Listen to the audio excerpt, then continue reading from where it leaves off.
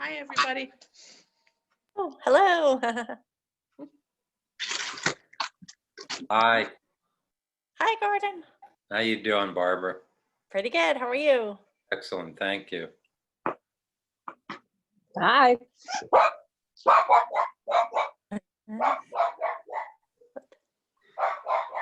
Maybe we'll wait a few more minutes. People are coming in now.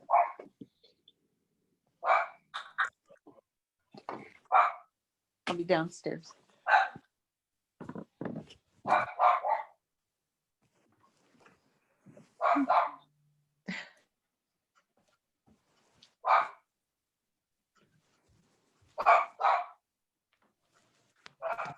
Hey, Barbara.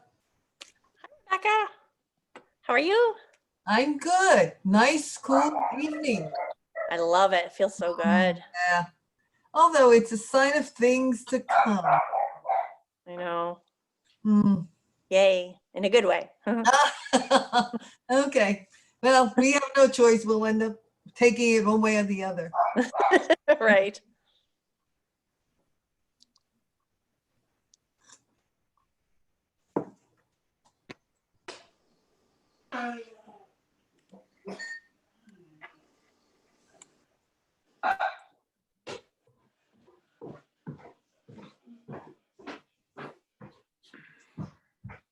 Maybe just wait a few more minutes. Okay. Sure. Mhm.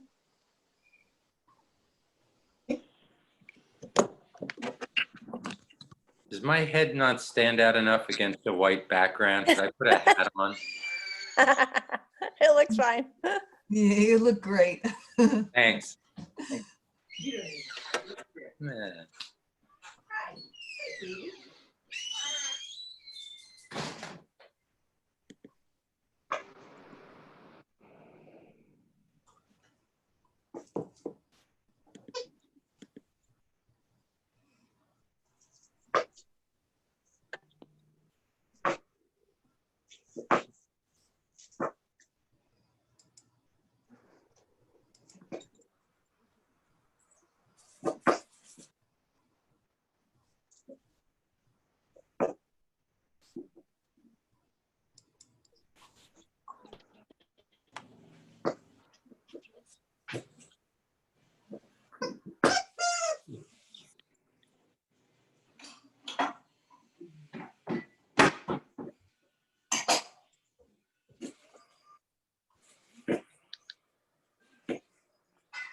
Very impressive radio silence discipline before the start of the program. This group would have done great in World War II. That's funny. Go up to Microsoft Edge to get in. Right here where the email is. Click it. That's not where email is. Yes, it is. Mm.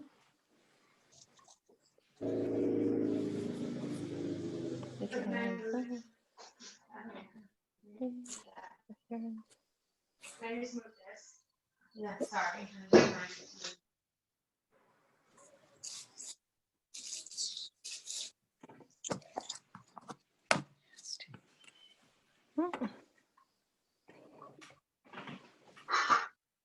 Just leave it on. I don't know why this is so goddamn hard. It's not. And it looks like there's a question in the chat too. Yep. Oh.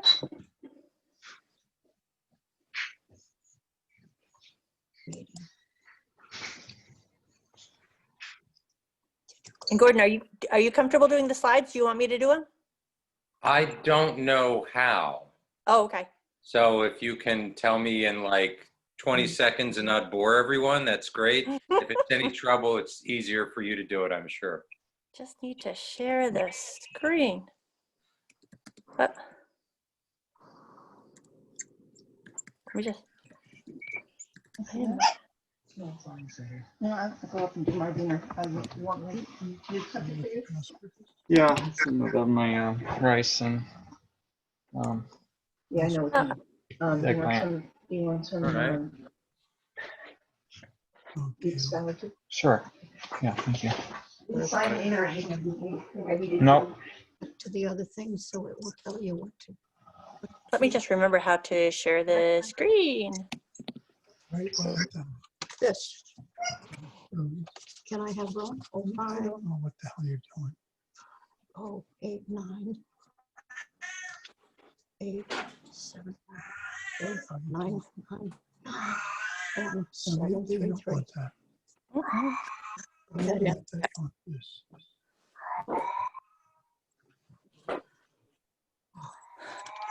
Thanks.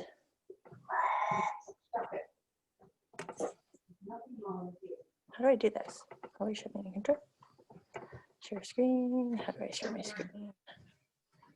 But Barbara, if you want to share a screen, hover over the bottom of the Zoom window, and there should be a share screen oh, link. And if you click on that, then you can pick the screen you want to share. oh yeah. Thanks, Pam. You're awesome. Cool. Okay. Should we could get started if you want. That would be great. So if everyone except for Gordon could maybe put themselves on mute, if you know how to do that. This one's definitely. There should be a little mute button at the bottom left hand. Yeah, they still sit for like a few minutes. I understand that, but I like mine there. And I'm gonna stop participants from sharing screens. Let me see. Okay. Here, I'm gonna get rid of that. Okay. So let's begin. My name is Barbara Ball. I'm the director at the Windsor Public Library. Let me see. Sorry. I said, you're like, no, it's okay. I said, I thought. Somebody's talking, and if you could maybe mute, that would be good. I'm close to you. You know, shouldn't you always. There we go. Okay. So we are so lucky to have Gordon Clark with us today. Gordon is an UVM Extension Master Gardener. He's the co-coordinator of the Vermont Victory Gardens project. He has extensive organic gardening expertise. So again, if everyone could please mute themselves except for Gordon, and I will share the screen so we can look at the video. I wonder if I can just look at everyone and mute somebody who needs to be muted. Mute. I'm going to just go through and mute people who aren't muted. Take control, Barbara. Bring the hammer down. I think that worked actually. Okay, Good. So I will share the screen and you can get started, Gordon. Thank you so much for being here. All right, we'll see if I can make this work, because right now I'm looking at you. So I'm not, Yeah. okay.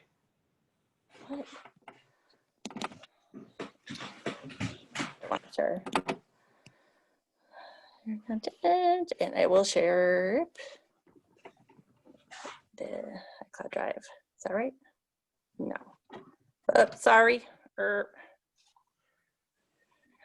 What, Barbara, why don't we just do it with you changing the slides? Yeah, I'll do that. Yeah, okay. Let me just get myself together here.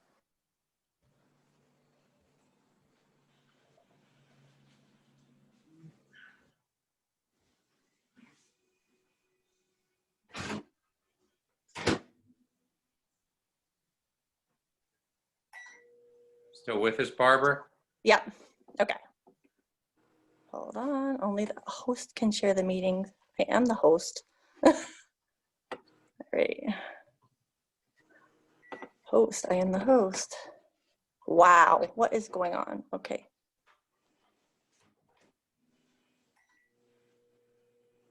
There is, I will assure everyone, an incredible slideshow that we're just moments away from beginning to watch.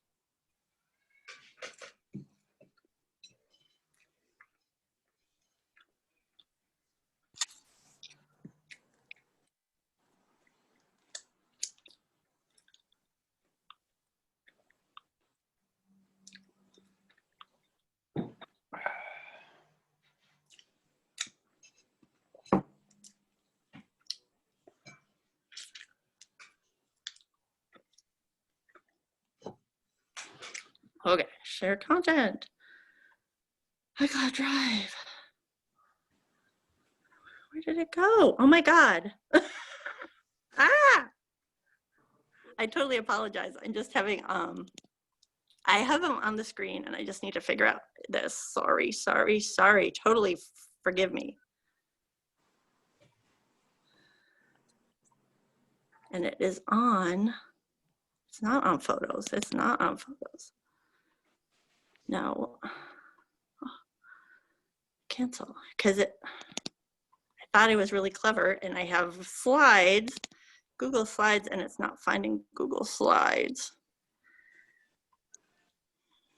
All right, share screen, iCloud Drive, Dropbox, OneDrive. No, I don't know what that is. Okay, forgive me. It is on the screen.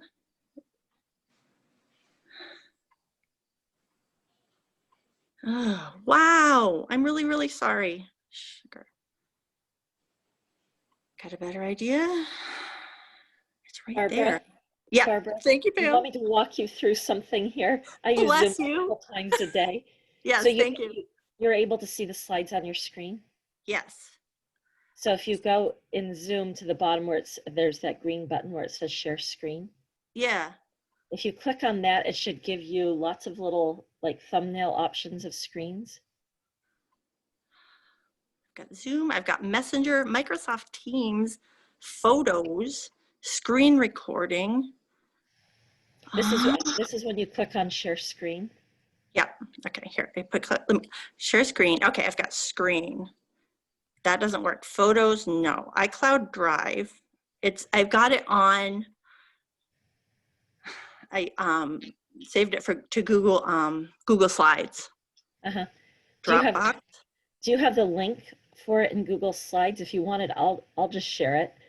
Ooh, let's see. Oh, let me see. Hold on. me see. All right, here. Let me, wow, I'm really sorry, people. Okay, here, if I, oops, So you could chat the link to me. can I? Okay, let me see. So I will share it. Is there a way? Oh my God. Oh, okay, no, I'm not doing that. All right.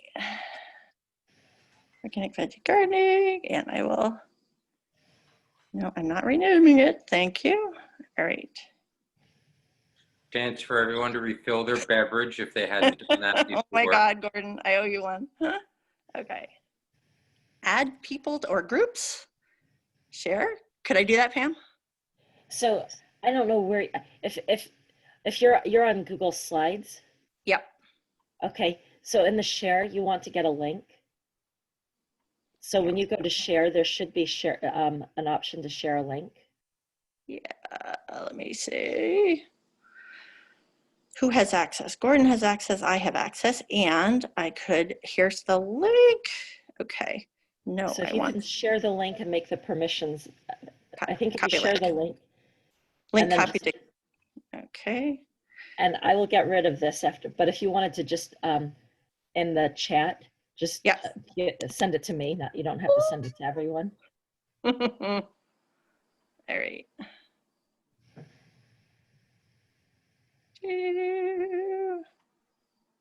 Paste.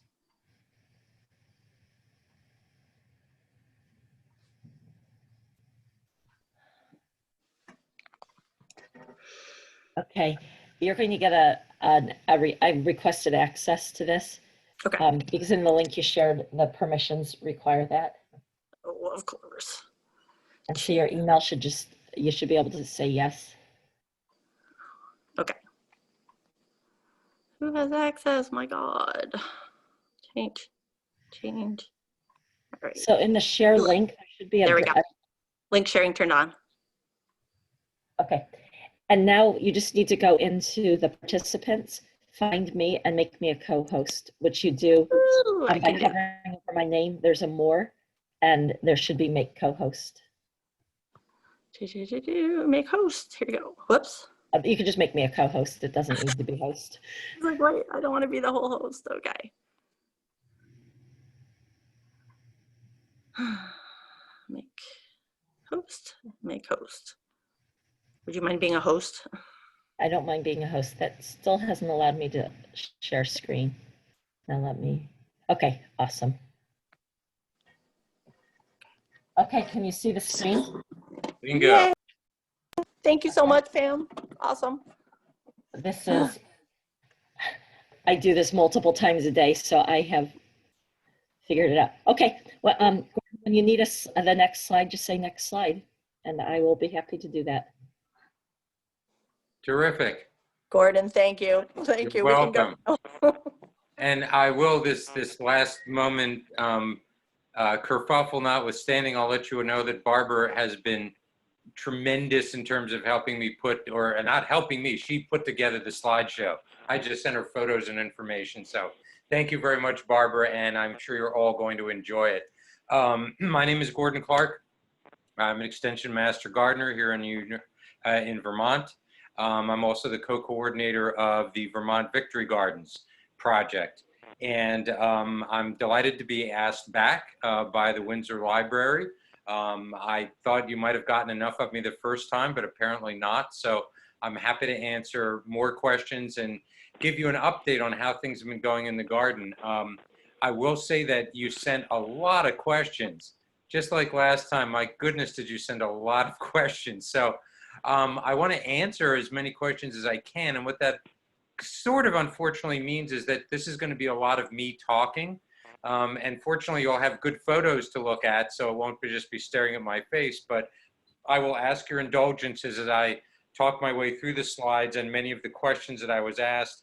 If there's, pardon me, time at the end for anyone else to ask a question, or if you want to post it in the chat room, I'll try to get to it. I also, the last time I was able to answer a couple questions in writing afterwards. So I will do the best I can. I'll try not to talk too fast. Any questions or comments, put them in the chat room. So to start off, I would say that two of the questions that I got, I wanted to show you the things that I've been doing this summer. Now that I've had a little more time since the restaurant that I worked in has been closed since March. So I want to show you some of the projects, and two of the questions had to do with exactly what I wanted to show you. One of them was about raised bed gardens. Do I consider raised bed gardens, quote, categorically better than other types of gardens, and why? And I would say categorically better is perhaps an overly strong endorsement. You know, and I've seen people growing great gardens on, you know, just sort of ground level, in-ground gardens. But there are some really great advantages to raised beds. They are easy to make. The main gardening advantage, I would say, is that it preserves your space so that no one's walking in it. So you have much less compacted soil than if you were just growing at ground level in rows. And having uncompacted soil is key to great root development, which is in turn key to great plants and getting them to fruit what you want. And this is, yeah, just hold it for the moment. You can hold it there, that's fine. Because they're less compacted, raised beds drain much better than an ordinary in-ground garden. They also happen to be usually a foot closer to where you are than an in-ground garden, so you don't have to bend over quite as much. So I'd say those are great advantages of raised bed gardens. And the last one that I'll mention is you can very easily put them on top of whatever you have already without worrying about what might be in the soil. You can just use a raised bed to build over it and not have to get your soil tested and worry about heavy metals or stuff like that. So those are strong advantages to raised beds. Again, I wouldn't say they're, quote, categorically better in all respects. To some degree, it's a preference, but those are some of the reasons I like raised beds. I was also asked, what do I think about vertical gardening? And as it happens, I love vertical gardening. Vertical gardening is a way to save a lot of space in your garden over letting things run out on the ground. So when you put those two things together, raised beds and vertical gardening, you get some of the projects that I've been working on in my gardens this summer. So next slide, please.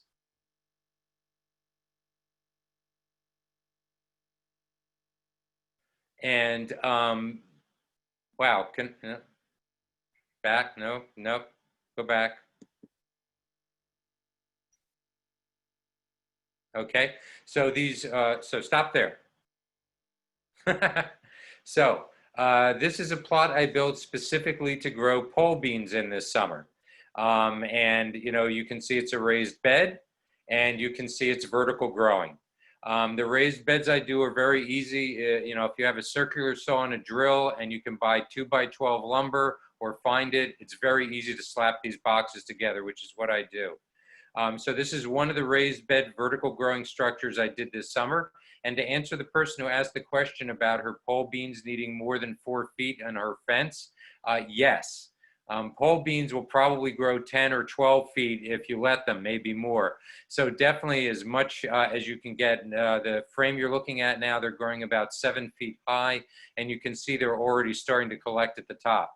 So as high as you can get them from pole beans. Next slide, please. So this is what I call my cuke box. And I have this deck in our backyard. And as I watched the sunlight patterns over the past year, I noticed that this one apparently small and unused corner of the deck steps, actually because of the position of the sun during the you know, height of the season, actually got a lot of sunlight, as much as any spot in the yard. So since my wife loves cucumbers and so do I built this box. You know, it's a raised bed that's standing on a couple of legs, and I planted cucumbers in them. Next slide. And as you can see, as they continue to grow, I had to add even another section on top of there to accommodate the extra growth of the cucumbers. So that, once again, raised bed, vertical gardening. Next slide, please. This is the winter squash arch that I built. The thing that's in the center there is a 16 by 4 foot piece of, I think it's called cattle fencing. You can get them at places like Tractor Supply, maybe Guy's Farm and Yard and other places like that. And the goal here, again, was to grow vertically, and I wanted to grow winter squash. So this is what I got. And if you go on to the next slide, please. It's a really beautiful structure. I believe there are a couple of hobbits living in there now. It's become large enough. The one thing that's interesting about it is that 13 of the 16 fruits, winter squashes that have developed on these vines are all on the ground. So I haven't quite figured out why that is yet, but it makes me wonder if, going to all this trouble with this nice arch really made sense, or if they're going to just grow on the ground anyway. I've spoken to other folks who haven't had that issue, so I'm still trying to figure it out. But this is, once again, raised beds. You can sort of see them beneath all the leaves on the bottom there, and a form of vertical growing. Next slide, please. So this is a tomato trellis. These are, if you're looking up, these are pieces of bamboo that I have taped to the hoops of the hoop house that I have in my backyard, and using plastic tomato collars and just regular twine or jute string, I am stringing the tomatoes up to that trellis that I built on the top of the hoop house. For all of the tomatoes, and particularly the cherry tomatoes, which are sun golds that you're looking at, it allows them much more room for them to run without all, falling over the cage that they're in. And that's, by the way, another question I was asked about support of tomato plants, and do I like cages? And absolutely, cages are wonderful. I use them. You can sort of see them in the bottom right-hand corner of this photo. I think the main thing is, how much pruning are you going to do of your tomatoes? Are you really going to be diligent about getting rid of all the suckers so that you only have one or two main branches? Because if you let them grow however they want, the cage and everything around it is just going to fill up with a massive vegetation, which, by the way, just helps promote fungal diseases. So you do want to try and limit that. But any way that you can support the tomatoes is a good way. I like to start with cages, and then, as you can see, tie them up on overhead trellis supports. Next slide, please. Same thing viewed from the side. I was asked, by the way, thank you. I was asked as one of the questions, if I have a favorite heirloom tomato. And as it happens, my Brandywine tomato has produced very nicely so far this year. You're looking at 4 Brandywine tomatoes with green zebras next to them. Next slide, please. They're sometimes ungainly, but they're also extremely beautiful fruits. And as you can see, they get quite large. Next slide, please. And there's just a lot of delicious flesh in a Brandywine. So thank you for asking that question. I would say usually my answer to which is my favorite heirloom tomato is whichever one I'm eating right now. But if I had to pick one at the moment, I'll go with Brandywine. Next slide, please. So this is another form of vertical growing that I'm doing. If these are 2 grow bags, and in them are a type of melon. It's a special melon called the Minnesota Midget, which produces much smaller, like 4-inch, they call them personal size melons. And I have this growing up the side of my deck. And you can see the hoop house I have in my backyard off to the left there. Next slide, please. These are a couple of the melons. They are adorable. Next slide, please. Another thing I've experimented growing with this year are grow bags. And I'm definitely consulting with a lot of other people, in particular my gardening colleague and buddy Rob Kurth, who I believe might be on the call, and definitely inspired by him. So I've done a lot of things in grow bags this year. And one of the things that I'm finding is that plants respond differently, even though you would think that that's, and these are, by the way, 7-gallon bags. So you would think that's all the soil a plant needs to grow in, even a large plant, because I've certainly grown like tomatoes in 5-gallon buckets before. But I have this feeling that plants sometimes, their roots sense when they've come to the edge of this space and they stop growing accordingly. So if you're looking at these 2 plants, on the right is a potato, a few sections of potato in a grow bag. It seems to have grown to a normal size. On the left is an eggplant, which looks that's less than a foot tall, so it's very miniature. And you can tell how miniature it is if you go to the next slide, where you have two eggplants that I put in my regular garden. The one on the left must be 3 feet tall. The one on the right's a good 1.5 to 2 feet tall, and they're bearing tons of fruit. So clearly, same types of plants planted at the same time. The ones that went in a raised bed have grown tremendously. The one that went into the grow bag was very, very constrained. I'm getting lots of nice miniature fruits, but nothing compared to what I'm getting on these eggplants. And if you can go to the next slide. So this is that eggplant from the other side. It's a Nadia, which is a Black Beauty type. And those two eggplants on the bottom, it's hard to tell proportionally, but they are about as long as bricks, each of them. So this plant has produced a lot of really good eggplants, which I will say in turn has made a lot of really good ratatouille and some amazing eggplant parmesan so far. And hold on a second. Okay, next slide. So now I want to show you a few slides about things that I do for disease and pest prevention and also weather mitigation.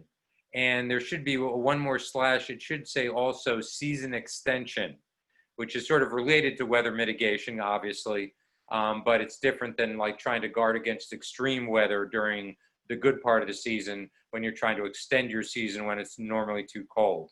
So, so all the things I'm going to show you have to do with one of these things. They're either preventing disease and pests, or they are helping to extend my season and mitigate the weather. All right. So first slide. So these are, on the left is a row of tomatoes, on the right is a row of sweet peppers, and on the left side of the hoops is clear plastic, and on the right side is a heavy-duty floating row cover, like thicker than the insect grade. It's the grade that's supposed to help you retain temperature. And so I had this set up on my tomatoes in May, because it was still really some very cool days and some really almost cold nights in May. And I wanted to give my tomatoes and peppers every advantage. So this was to keep them warm. If you can show the next slide. During the daytime when it was sunny, I put over this fabric cloth, floating row cover. It's thick enough to retain some of the heat inside, but it's also thin enough so that air travels through it as well as sunlight.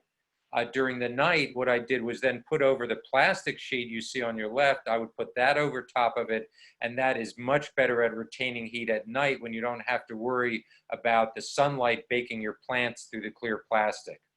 So those are two things that I used to help retain heat during the early part of the season. You could do the same thing in the fall. Next slide. Now you're looking, this is now the beginning of June. We suddenly started having very hot weather during June. So to protect my greens and to keep them from bolting as much as I could, I use shade cloth. That's what you see up above you. Black shade cloth, it's rated for 30% or 50% in terms of the amount of sunlight it blocks. But again, it will block significant sunlight and help keep your plants a little cooler when it gets hotter than they would like. Next slide. So this is my crop of spring broccoli this year, and these are the nicest plants that I've gotten in several years, actually. And in addition to the fact that I amended my soil in this plot at the beginning of the season, I also, from the moment that I put these broccoli in the ground, I used the floating row cover that you see on your right. And that's the light version, and it's just heavy enough to keep insects out. And the two key insects that these keep out are cabbage lopers or cabbage moths, who lay the larvae who turn in those green caterpillars that can then destroy young plants really quickly. And it also keeps out the Swede midge. And I got a couple questions about the Swede midge. I lost a crop of broccoli a couple years ago to the Swede midge. They just totally, the leaves were all there and the plants were big, but there no bud formed in the center. There was just this sort of brown scar, and it tried to grow a couple more stems, but I never got a flowering head. That's a Swede midge. Now, I'm sure there are insecticides like spinosad, organic pesticides that you could use, but I think on a lot of things like broccoli for these particular issues, using a physical barrier is ultimately your strongest way to prevent pest infestation. Will you still have to check them every once in a while? Yes. But instead of having to check them every day or every other day and having to pick off tons of insects, you can check them once a week and maybe pick off one insect, or have to pick off none at all, and you'll get a beautiful crop like this. So this was the broccoli. Now, this was near the end of middle of May, maybe, just before it started to flower. So if you'll go to the next slide, as you recall me just saying in June, and by the way, I live in Burlington, which is the banana belt. Champlain Valley is the banana belt of Vermont in terms of temperature and hardiness zones. We're 5A here. I know many of you are dealing with 4B or 3 or something like that. But in any event, it still got very hot at the beginning of June. We had several 90-degree days. And I know from past experience that this is when my broccoli bolts. It doesn't form a proper head. It gets a few days of extreme heat and it just thinks time to flower, and I lose the head. So this year I made the precaution of putting, and you can see actually I've still got the floating row cover underneath it, but I put shade cloth on top of it. I actually have a double or possibly even a triple layer of shade cloth to make sure that excess heat did not cause the broccoli to bolt. And if you'll see the next slide, it more or less worked. You can still see the heat, the effect of the heat from the unevenness of the heads. You know, some parts stick out more than others. A little of them are gone a little bit yellow.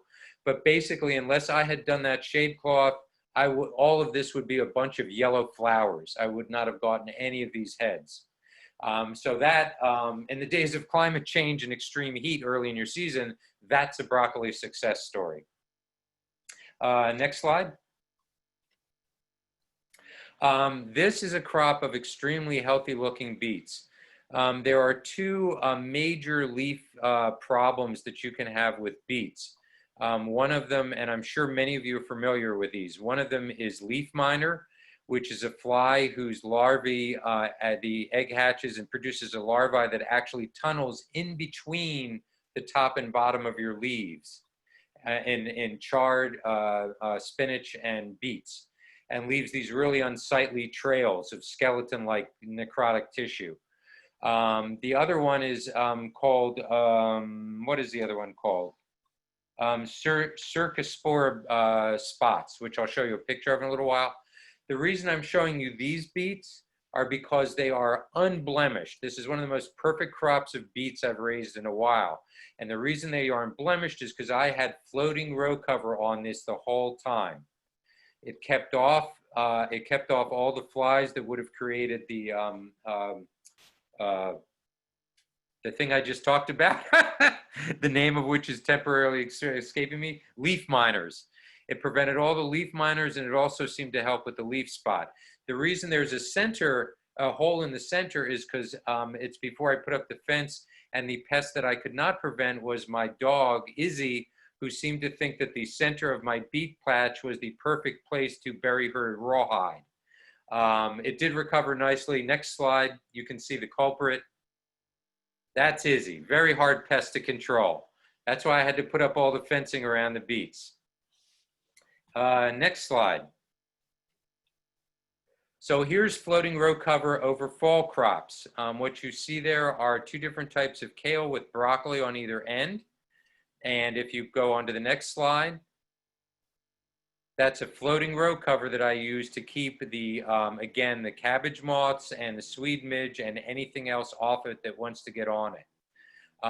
And you can see also from this photo, the reason they call it floating row cover is because it's so light that you don't actually have to put hoops underneath it to hold it up. You can just lay it on top of the plants, and the plants will just grow right up and push the row cover with it. You just need to make sure there's slack and that it's, you know, reasonably well secured on the edges so things don't get underneath it. But in any event, so stuff like that, floating row cover, plastic sheeting, shade cloth, very important in terms of dealing with season extension and also dealing with pest prevention. And if you can show the next slide. Oh, and actually, before I talk about this, there was also thank you. There was a question on what can you still plant. And if you're talking about seeds, honestly, there's not very much you can still plant, even here in the Champlain Valley. You could get away with radishes, seeds, you'll get a crop, white turnips, you'll get a crop, arugula maybe. But basically at this point, unless you've already started seeds or you have a way to buy starts, then there's not a lot more that you can plant at this time. You may be able to find starts out there. I've been having a hard time recently. They've been selling out. So in any event, next slide. So what you're seeing here is a large, I mean, that's like easily 3 to 4 feet, you know, from one end to the other. That's an extremely large and once again, completely blemish-free zucchini. It's produced several monstrous zucchinis already. And in particular, it has no powdery mildew. And what I want to share with everyone is that I used a milk solution, which there's definitely been a fair amount of study. It's 40% milk, 60% water. Shake it up, use a very easily available sprayer to hose down your leaves about once a week in all your cucurbits, your melons, your cucumbers, your squash. And it does an amazing job of preventing powdery mildew, which usually attacks my cucurbits every single year, no matter what the weather is, I get powdery mildew. The key about the milk solution, and if you want to use other things to prevent fungal attacks like a powdery mildew, the key thing that I learned this year is they are preventive or preventative. They are not they're not to cure the problem once it's started. If you have an outbreak of powdery mildew on any of these plants, you can try cutting off the leaves, but it's usually too late. What you do is you start before you see the powdery mildew or before you see the other common fungal attacks, and that's when you start at weekly applications of your milk solution or your copper fungicide or whatever it is you want to use. So just remember that. These are preventative measures for before fungal diseases start. And if you use them that way, they work great. And I did not have a touch of powdery mildew on my zucchini, my melons, or my cucumbers this year, which is borderline miraculous. Next slide. So I did, in fact, have plenty of problems this year. You always have problems. If you're not losing, 20% of your crop, something's terribly off, because there are always going to be problems. So these are a few that I had this year that I wanted to share. Maybe you had some of them as well. First slide, or next slide, thank you. A question was asked about, do I think that starting your own seeds is worth it, or do I think that it's basically a waste of time and that you can get much better seeds from the nurseries? Well, obviously you can see from this in the next slide, I start my own seeds for many plants. I tend not to start my own seeds for the bigger plants, the Solanase, the tomato, peppers, eggplants, just because I don't have as much space inside for them to grow. But I definitely start, greens, spinaches, Asian greens, lettuces, all that type of stuff. However, I had really, really spotty germination this year in ways that make no sense at all. So if you look at the tray in front of you and just look at the cells center front, and it says you can read Genevieve Basil 3-7. If this is all good seed and it was all watered and it was all grown in the same place in the same soil, why in the world would 3 of those 6 cells have multiple seeds germinating and the other 3 cells have nothing germinating? It makes no logical sense at all. So the way you overcome this is by overseeding. I mean, you start more seeds than you need, but this was a particularly frustrating year. And if you go to the next slide, you'll see another one. This was a frustrating year for me. This is another one where it's like, how come I got that one big, beautiful, cube of butter squash going and nothing around it sprouted? So it's a very strange year for seed germination. I can't explain it. Neither can anyone else I've talked to. But that's one of the problems I had this year. Again, solution, plant more seeds than you need. get anything you can plant yourself from a nursery. And that's one other reason, by the way, to plant seeds yourself, is because when you start seeds yourself, you can start, you basically have the entire library of available plant seeds that you can start. If you're buying from a nursery, it's a much more limited selection. So if you've got some favorites, starting from seed is the way to go. Next slide. So tomato wilt. Tomato wilt happens no matter what you do, every year, to something. And I do not know, so if you look at those two tomato plants in the center, you can see how wilted and dying they are compared to the tomato plants on either side of them. I don't know whether it's Fusarium or Verticillium or some other type of wilt that got to them. And unfortunately, the diagnostic lab at UVM is closed this year, so there was no way to tell. I'm not sure it would have made a difference even if I'd known, because there's nothing you can do. And the thing that's a real pisser about this is, of those two plants in the center that are quickly dying, the one on the right is a better boy. It's a hybrid that is supposedly bred to be resistant to Fusarium wilt and Verticillium wilt and a couple of other things. But it got struck down, you know, even though two plants to the left is a Brandywine, which is an heirloom that you'd think would, like, you know, collapse at the first sign of wilt in your garden, and yet that's going strong. So again, there's sort of a random nature to all of this. And, you know, your one solution, overplant. You know, don't like plant 2 tomato plants and bet the farm on them. You know, plant 6 and depend that 4 will make it. I do want to say though, and if you go to the next slide, so this is a close-up of those 2 plants. Tomato plants are amazing in the amount of fruit that they will put off even in their last gasps of life. So unless the tomato plant is dying from something that you know for a fact is contagious, and here I know it isn't because this wilt is a reaction to something in the soil that the plant is having, let them go as long as you can. I'm going to get several pounds of really good tomatoes off of these plants, even though they're going to be dead in a week or 2. And also, by the way, another tip for anyone who doesn't know this already, if any concerns at all about predators, the first sign of a blush on the tomato, the first moment the tomato starts to turn color from the solid green, whether that's white or a little bit of yellow or orange or whatever, you can pick it and bring it inside, and it will turn just as deep red as it would if you left it on the vine. So that's one great way to foil some predators. Don't wait and leave all this ripe fruit on the vine. Pick it as soon as it starts to ripen, take it inside. Next slide, please. Blossom end rot. Thank you for fixing that orientation, Barbara. These are on my green zebra tomatoes. I'm sure a lot of you are seeing blossom end rot this year. You see it on tomatoes, you see it on peppers, you can also see it on eggplants, sometimes on a squash.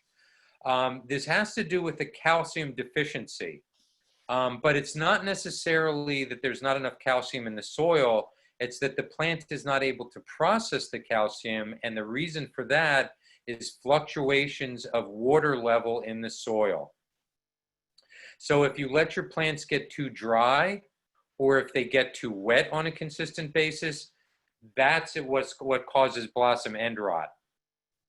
Someone asked a question about putting eggshells in the holes. They were talking about with broccoli as a way to add calcium to the soil. Traditionally, I've heard of adding broken up eggshells in the hole when you plant tomatoes and peppers to add more calcium, in theory, to prevent blossom end rot. It might well help. I'm not saying it does nothing for that. But the main culprit is really the fluctuations in soil water. And this, by the way, is something that makes this another, it's not caused by climate change, but it's definitely exacerbated by climate change, because what does climate change do to rainfall patterns? It makes them spikier. Instead of getting nice, even rainfall throughout the season, you get these extreme water events and then drought in between them. That type of watering causes blossom end rot. So there's not a lot you can do about this. There's no, chemical. There's nothing to apply. Sometimes if it's small enough, the rest of the tomato will be good. So you can just cut off that section and eat the rest. Otherwise, all you can do is compost these and just keep growing the plant. And believe me, more of the tomatoes will end up without this than with it. Next Next slide. Okay, so this is the Cercospora leaf spot that's on a beet leaf. This is a fungal disease. It's caused, it's caused by a fungus. It's exacerbated by moist conditions. These are one of the reasons that you never want to water your garden at night. You always want to water in the morning on a sunny day, so everything has a chance to dry off. It's also a reason not to overcrowd your plants so that when things, are watered, the air gets through and they have a chance to dry off, so you prevent fungal diseases like this. I will say in terms of beets and spinach, with both this Cercospora leaf spot and also the leaf miner that I talked about earlier, what's really important to do is to remove those leaves as soon as they appear. If you let them go and think, oh, it doesn't look too bad, they will take over your entire patch quickly. If you take off those leaves quickly, new leaves will emerge that don't have that problem. It's not a perfect control, but it's a pretty good one. Next slide, and we're coming close to the end here. Okay, so other problems. So this is my cuke box. It doesn't look so glorious anymore. What was the problem? Cucumber beetles, bacterial wilt, killed almost everything I had in there. July, it was beautiful. It was the pictures I showed you before, producing loads of cucumbers. August, it's this. And I tell you, I woke up at 7 o'clock virtually every morning in July and went outside and personally hunted and killed cucumber beetles.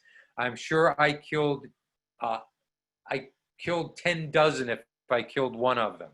But still, you can't get them all, and enough of them got through that eventually the bacterial wilt killed all the cucumbers. Farmers will tell you one way to get around this is just succession planting. Just plant one season after another, and some of them will always be alive. I've heard people talk about kale in clay, but that's a tough thing to apply when you've got flowers that you're hoping to, get germinated. I've also heard someone recently talk about using peppermint extract and spraying that on them. I haven't had a chance to test that myself, but if you can find it online that peppermint, the smell of peppermint keeps bugs like cucumber beetles away, well, I'm certainly going to try it next year because I love my cucumbers, but I only get them in July, and then in August everything dies. Next slide.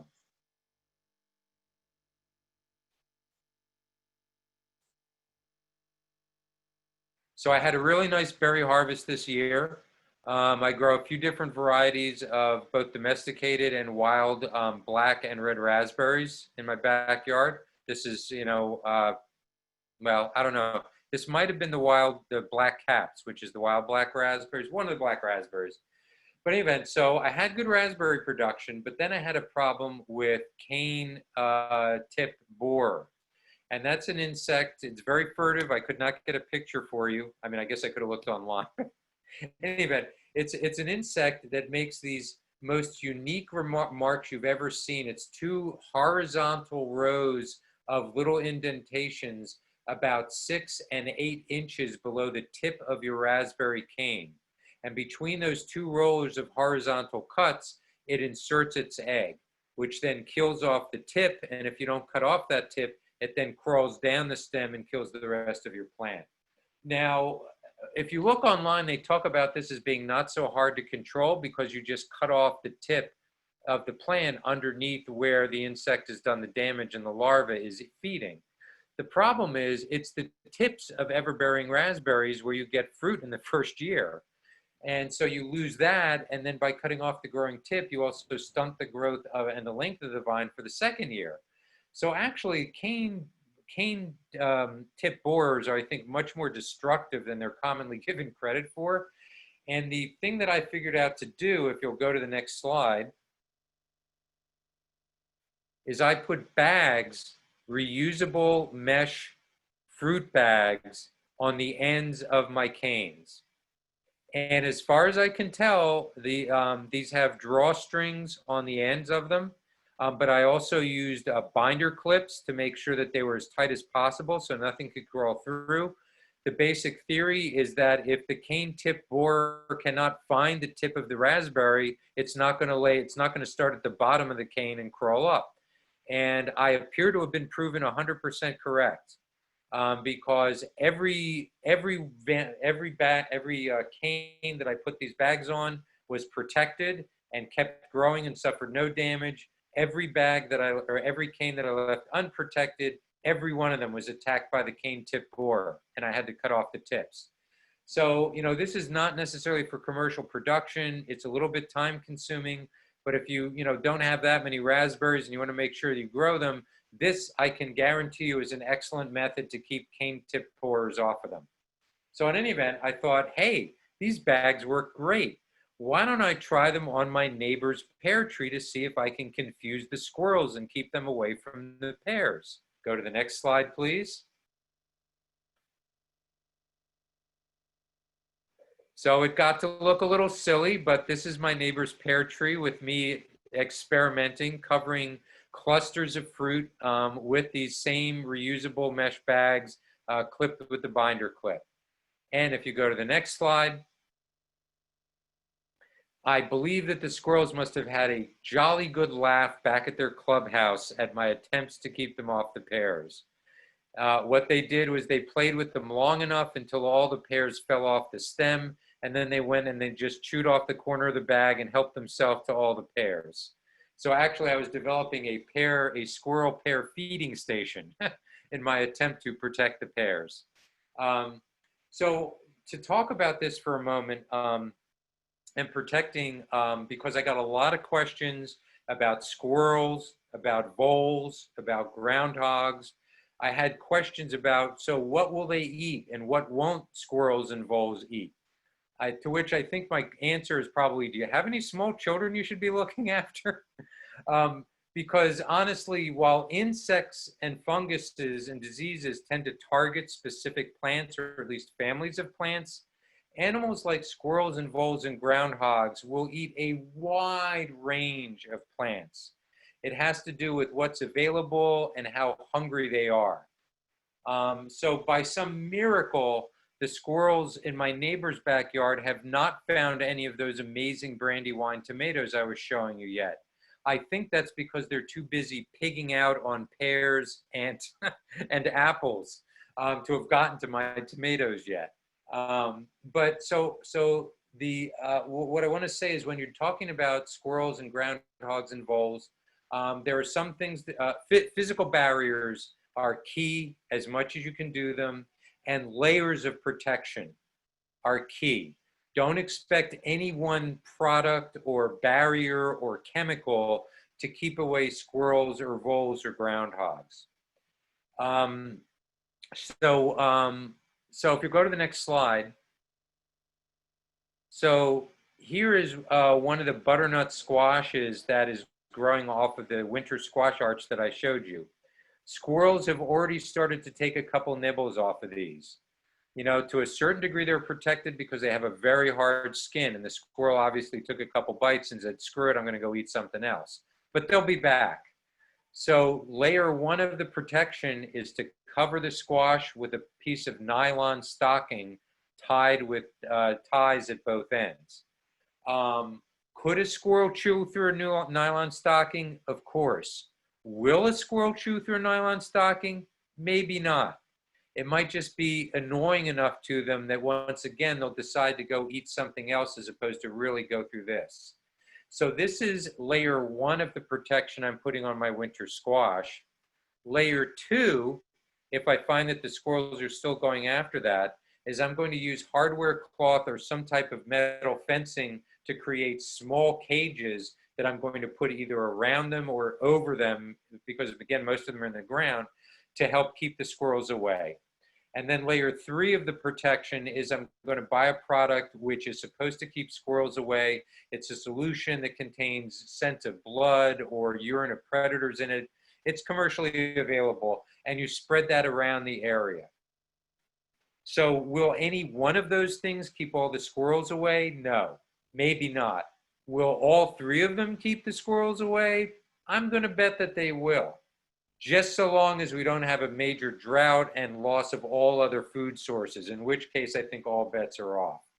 But I'm giving you this as an example when you're dealing with varmints like that you want to have as many different types and layers of protection as you can. I've also read and been told things like human hair. Squirrels really do not like the smell of humans. So if you collect human hair and put that around your raised beds, I've read more than one anecdotal case study where that suggests that squirrels will stay away from human hair. So that's another thing that you might try. If you're thinking of it anyway, getting a dog doesn't hurt. In all seriousness, squirrels do not like dogs. They don't like the smell of dogs. Obviously, it's a member of a family you're inviting in, but if you've got a squirrel you can add to your backyard, that'll do a lot to help keep away squirrels and voles and groundhogs. I also want to suggest for things that burrow, voles and groundhogs in particular, the best bet in your garden is to bury fence. Metal fencing, if you can bury it, 1 to 2 feet underground around your garden, that's the best way to keep them from burrowing in. So a lot of challenge with those animals. And again, it all depends on how hungry they are and what else is available in the environment. But the more different layers of protection you can provide, the better your chances that you'll actually get a crop to survive them. And one more slide, if you could. This is just another example. This is another winter squash. You can see one that I haven't covered yet up top, and then below that is a butternut squash that I've already put the nylon stocking on. So a couple of final comments here, and then I'll end and answer any questions, and I'll look at the chat room, see if there are any questions there. I was asked by a few people about what you do to get your garden ready for the fall. How do you put your garden to bed? There are a few answers here. Number one, get rid of debris. Get rid of all plant debris. Anything that's dead or dying is a potential host for disease and insect pathogens and vectors. You want it out of your garden. Any mulch that you have used that has a lot of that debris in it, you want to get rid of. And it's a judgment call there, but if you have a lot of, nice clean straw that you're using as mulch, I would encourage you to continue to use that over the winter. If, however, that straw mulch has been there since spring and it's got a lot of dead leaves in it and bugs have crawled through it and all that, you'll probably want to get rid of it to prevent having problems the next year. After you've done that, cleared away all the debris, you want to cover your garden with something. Old farmer's saw is you never leave the soil naked. Mulch is one thing you can cover the ground with. Straw is an excellent mulch. Leaves are an excellent mulch. Someone, by the way, asked about mulching a bed of garlic, which is, that's an answer to a trivia question. The last thing you always plant in the year is garlic. And you will definitely want to mulch it because it gets cold around these parts. So, a good 4, 5, 6 inches of straw or dry leaves or something like that are great mulch over your garlic bed in the fall. But generally, you want to put a layer of mulch over the clean mulch over the rest of your garden to help protect erosion and soil runoff. You can also do cover crops. And I got a couple questions about cover crops. Cover crops is a whole issue unto itself. We should do a separate Zoom just on cover crops. I think a couple key things to keep in mind, and I've definitely used cover crops from time to time, is that different cover crops do different things. There are cover crops like peas, which actually help fix nitrogen in the soil. There are other cover crops which will die in the winter, like oats and peas, by the way, is a nice combination. You plant them in the fall, they will winter kill or die when it gets cold, and then you can just plant right through them in the spring, and they perform and give you a nice mulch in the spring from the dead leaves that are there. Other stuff grows throughout the winter, like for instance a vetch, and you then till it under in the spring. The only thing I would also caution, you need to look all this up. You need to think about what it is you're trying to do in your garden if you're going to use a cover crop, and then what cover crop is appropriate for it. The other thing I will say is bear in mind that if you're using cover crop in a garden as opposed to in a farm, the whole tilling under process can be very different and much more difficult. I did vetch, hairy vetch a number of years ago. We had a very mild winter. The stuff grew like mad. I had 6 feet of vetch in the spring. It was not a tilling under issue, it was a disposal issue. So just if you want to use cover crops, look into it, read about the different types, figure out what you want to do. But basic things for getting your garden ready for the fall: get rid of the debris, keep clean mulch on top of it, covered with something, or use cover crops. Then I also want to remind people, next slide please, to don't forget to do a fall and winter garden. Next slide.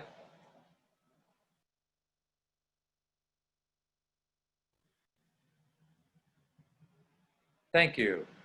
So this is a low tunnel. I built a bunch of them. I give classes in them. And my punchline was, so easy, even a dog can operate it. That's an example of a venting low tunnel. But low tunnels are super easy to build. There are instructions on the UVM Master Gardener website.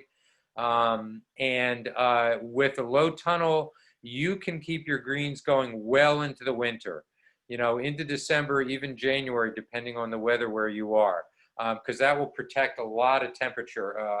The soil rising up from the sun, let me try this again. The warmth rising up from the soil will be withheld and retained when you put that plastic covering over it. And then on a sunny day, you just pull it back so it doesn't overheat. But low tunnels are a great, easy way to extend your season, both in the fall and winter, but also in the spring. Because you can do the same thing in reverse. You can start your seeds inside 2 or 3 or 4 weeks earlier and plant them outside earlier if you've got one of these low tunnels to cover it up. And then the final thing I want to say, if you can go to the last slide. As mentioned, I am the co-coordinator of Vermont Victory Gardens. We are a project of the Extension Master Gardeners of UVM. We provide technical expertise, seeds, plants, and other garden services to community gardens as well as individuals who are growing food for people in need during the current pandemic and the ongoing situation. We currently have 28 gardens that are in the network. And about 30 gardeners who have offered to help with expertise and training. I think at least a couple of them are on the call tonight. Would love your support.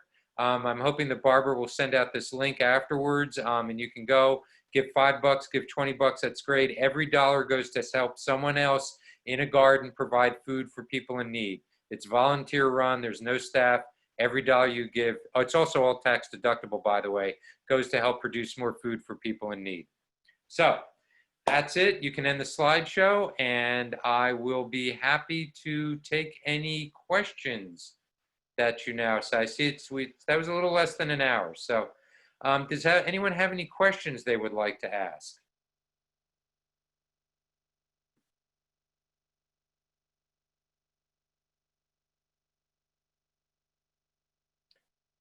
Is someone trying to ask a question and they're on mute? Okay. I actually have a few other questions that I was sent over email, which I will just read. I just thought it would be more fun if any of you wanted to ask them in person. Do you have this is Pamela, do you have any vegetables that are kind of the unusual type that you grow? You know, so besides the, you know, tomatoes, carrots, cucumbers. Yeah, I'm a pretty basic guy. I mean, leeks. I'm big on leeks, which not a lot of people grow. I really love them. I do a lot of garlic as much as I can. Yeah, nothing really unusual. I mean, it's more like growing all of the different types. You know, some of the brassicas, some squashes, some cukes, some berries, some of each. That's where my experimentation tends to go. Thank you. Yeah. I will say, by the way, someone asked a question about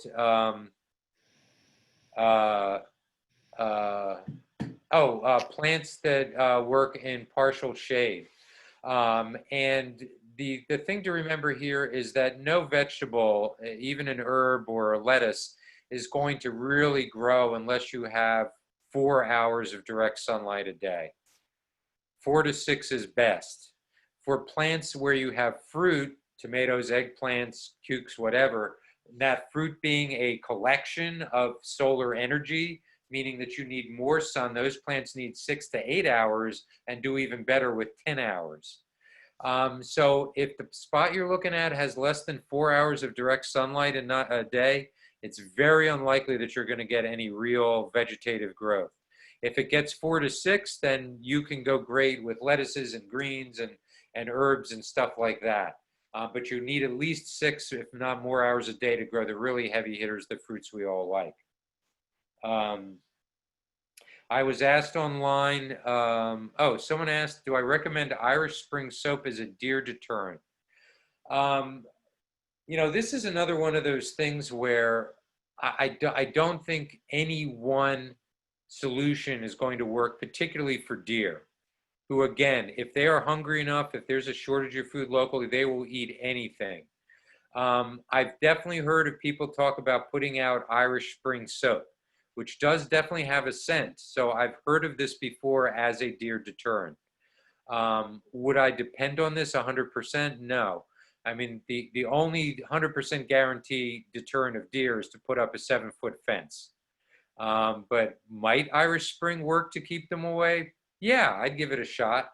I had another gardener who put up, he would hang old CDs every few feet from his string because the flash and the motion confuses the deer and scares them away.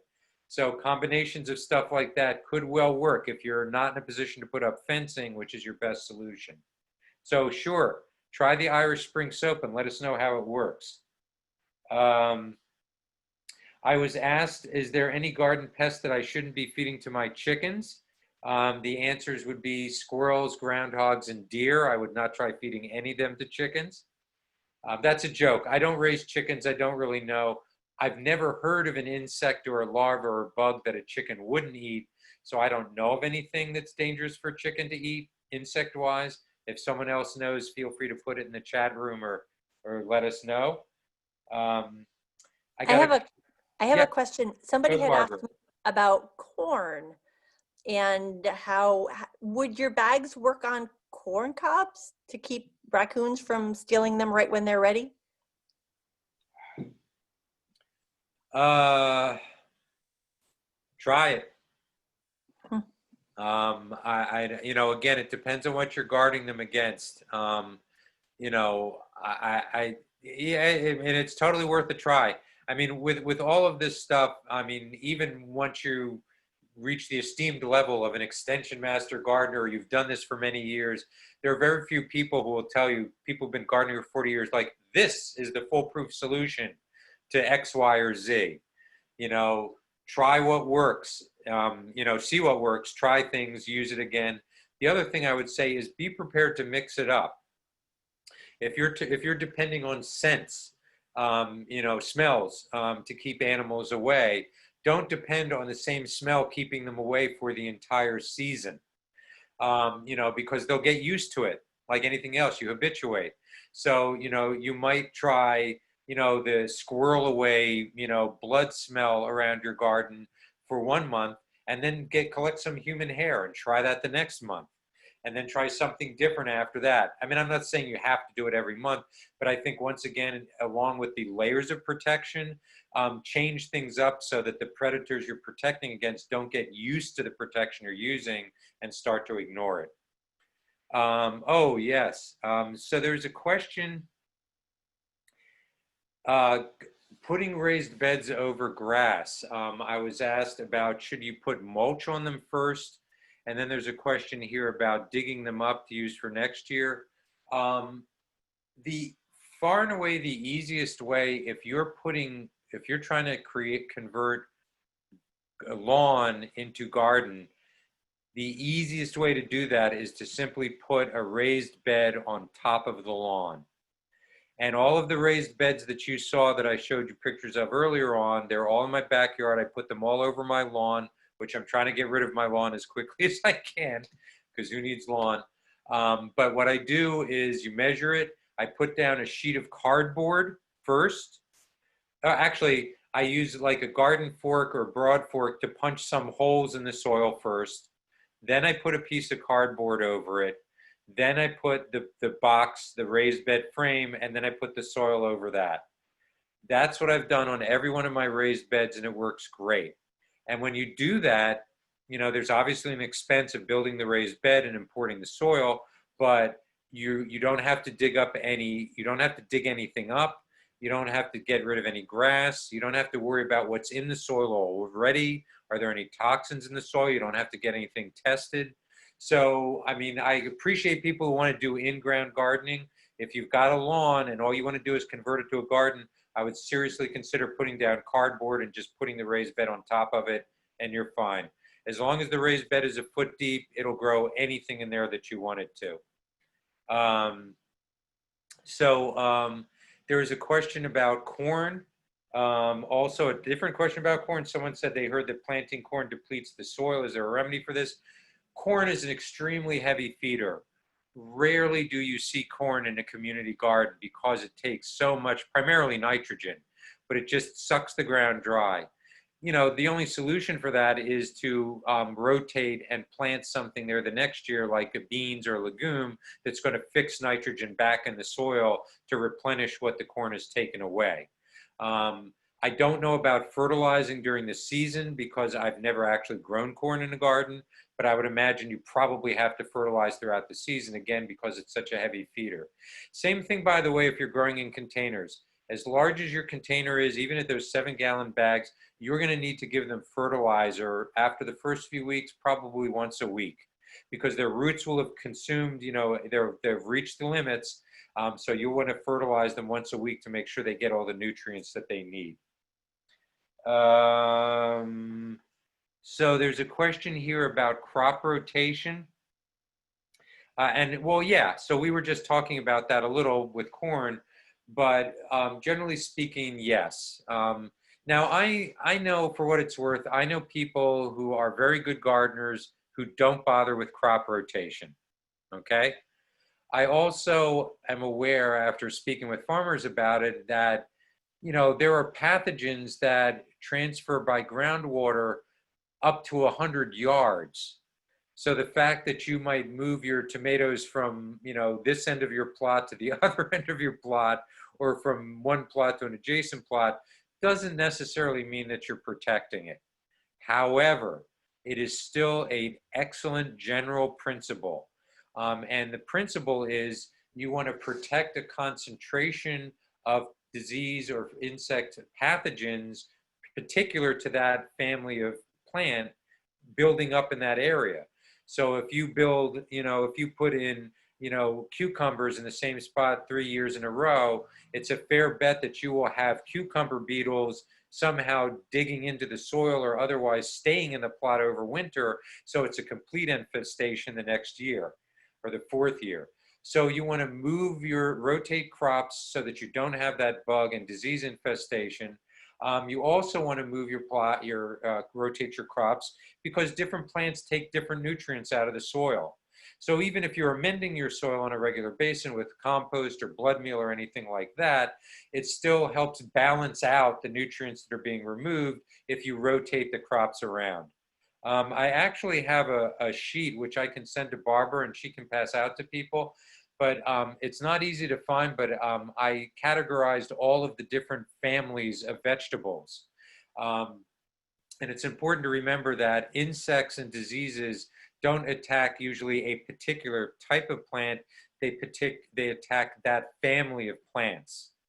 So that's why blossom end rot attacks both tomatoes and peppers and eggplants. They're all Solanase. That's why cucumber beetles go after melons and squash and cucumbers. They're all cucurbits.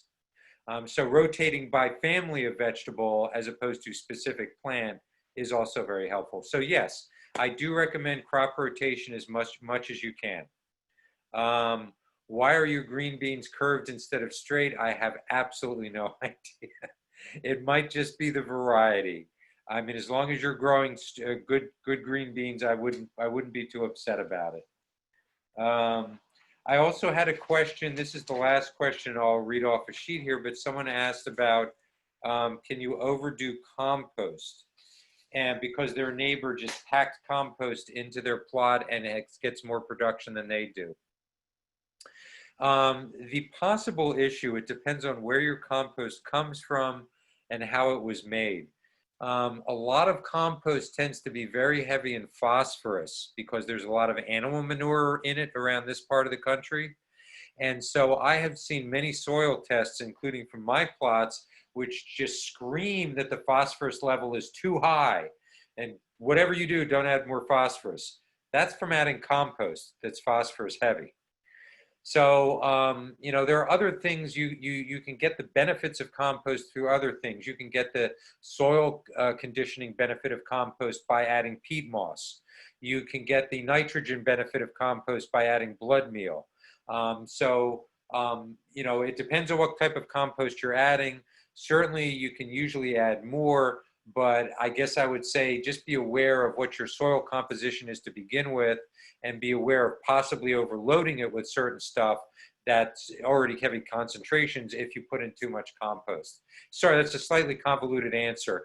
It's also much tougher when, again, the lab is closed and you can't even get a soil analysis, but we'll deal with that next year. So I've gone about an hour. I would be happy if there are any remaining questions that people have. I've got a few more minutes to stay on. Yes, are there any more questions that people have? I hope this is all helpful. Is this helpful to people? This is wonderful, Gordon. We appreciate this so much. Okay. Thank you. This is And I great. apologize again. I realize it's a lot of me talking. I hope the pictures were good, and I hope a lot of you heard your questions answered, which is what I was trying to do. So any other questions people want to ask? Any thumbs up? All right.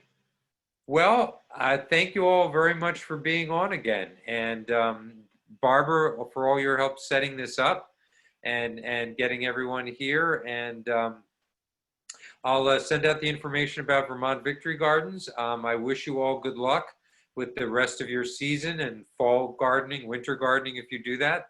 And then a great start to next spring. And maybe we'll do one of these again next year when the season starts.